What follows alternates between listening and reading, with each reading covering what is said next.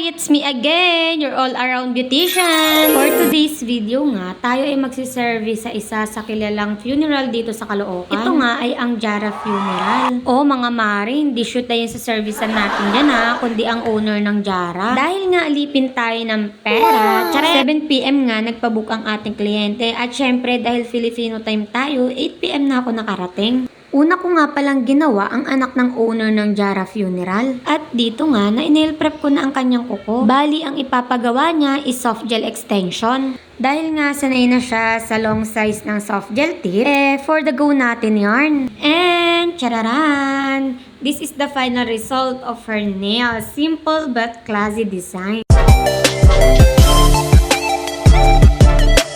Thank you for always trusting Bebe Camille. At syempre, sunod naman is si Madam. Bali, nagpa-pedicure lang muna si Madam dahil nga malalaki na ang kanyang ingrown. Sa mga sawa na nga sa buhay, chares! Sa mga pagod naman ng lumaban sa buhay, charot! Huy, hindi ganun, laban lang! And everyone, kung mayroon naman po kayong mahal sa buhay na namayapan, pwede po kayong mag-avail sa kanila ng mura na at dekalidad pa na serbisyo. At 101% po na sila ay rehistrado. At dahil nga makatao ang owner ng Jara Funeral, meron silang all-in package kung tawagin. Pwede nyo po silang kontakin at i-message sa kanilang FB page. At sa mga taga Bicol naman po, meron din po silang funeral doon. Andyan na rin po ang kanilang FB page at contact number. Hala, nag-promote! Then, ang sunod ko naman na gagawin ay ang isa pang anak ni Madam. Bali, ang gagawin ko nga lang sa kanya is hair color, botox treatment, and soft gel extension. And then, dito nga agad kong binidyohan ang buhok ng ating kliyente dahil alauna na ng madaling araw nito. At dito nga sa part na to, kinukulayan ko na ang kanyang buhok. Grabe talaga Marikiks, hindi pwedeng wala tayong maiiwan pag nagsiservice tayo. At ayun na nga, naiwan ko nga ang aking hair clip. And then, dito nga, tapos ko na siyang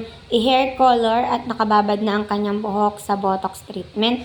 And then, chararan! This is the final result of her hair. Mga Marikiks, lagi nyo tandaan, pag magpapakulay kayo ng buhok, kailangan na kailangan nyo ng treatment para maiwasan ang pagka-dry nito. And this is the final look of her nails. Simple but elegant design. Yun lamang po. Thank you for watching!